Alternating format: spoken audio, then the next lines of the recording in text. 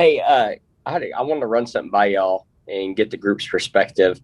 Um, so I have this house deal that we got off market, direct to seller, and we're like a week out from closing. We had a pretty quick close, and we ran all the inspections. And we house actually Yolanda drove to Oklahoma to bid it for us because I think we're going to use her.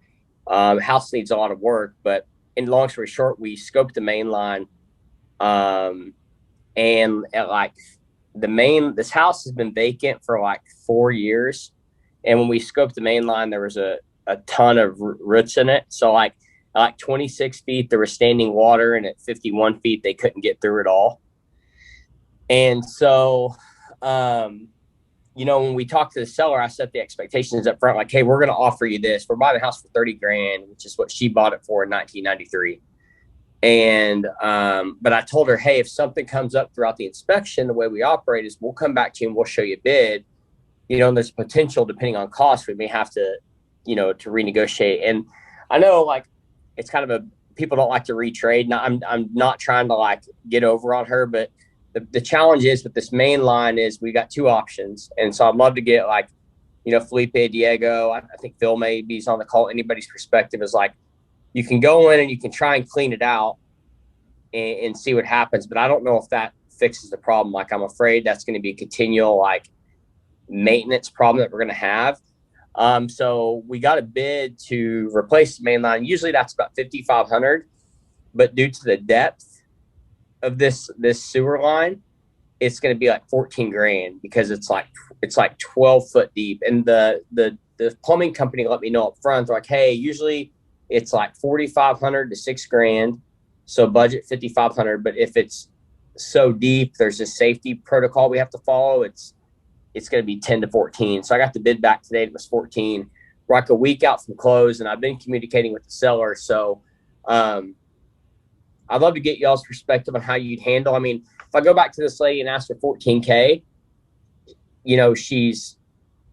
she's getting nothing for the house, and I want to do right by her, but I want to make sure we're protecting, our interests as well. So I'd love to get y'all's perspective. Yeah, so I've actually gone through this. It's the sewer line, right? Yep. Yeah, dude. I bought a property with Xavier, and the day we closed, uh, the tenant actually poured concrete down the toilet. Remember So that? yeah, do you guys remember that story? Yeah. So yeah, I had to tear that up. And we were down like 12 feet as well. And I didn't get hit with like safety thing, but then again, it was like my peoples that did it. So Yeah. we probably just didn't do it safety wise. Um, but I will tell you this, if it's not done correctly, you're gonna have problems. I wouldn't like, is it going uphill? No, I think the grade's relatively fine. I Just haven't really seen the deep? house, but I'm familiar. I'm familiar.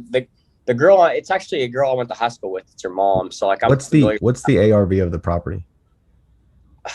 I mean, really conservative. It's like 90. We're looking at 90. I think we've got a chance. I think when we're done, we And get up to 114. But like I'm underwriting as 90, with like that being the worst case scenario. and you have it under contract for 30, right? Yep. Do you foresee any other major expenses like that? No, I mean, I'm putting a new roof on it. I'm putting new Sorry, HVAC. are you flipping it or holding?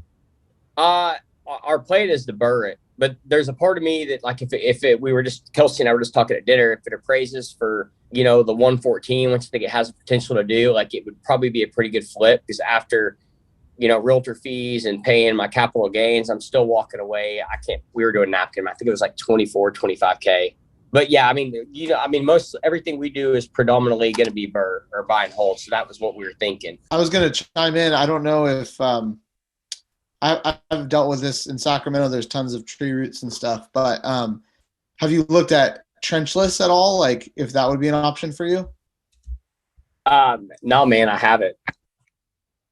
Because sometimes, like, especially in like really crazy situations where I was dealing with a house, and my sewer line actually went through my neighbor's yard under their concrete patio, and it was just completely like caved in. And they were able to do trenchless, and even though it probably won't be 14K, it would be my guess, but but even though it was like still a little bit more expensive than I wanted to pay than if I just dug it up or had people dig it up, it still saved me the headache of digging that far down or through my neighbor's yard. So, Gotcha. Another thing you can do, Leo, that's actually great advice. So that's Yeah, one for way. real. It's really This good is advice. another thing you can do is you can create a whole new sewer line. So you can do like a whole new sewer line that's not that far deep. So they'll just put a bracket or they'll figure something out. Like we have a sewer pump that we use. So that's another option, but it's completely up to what you want to do.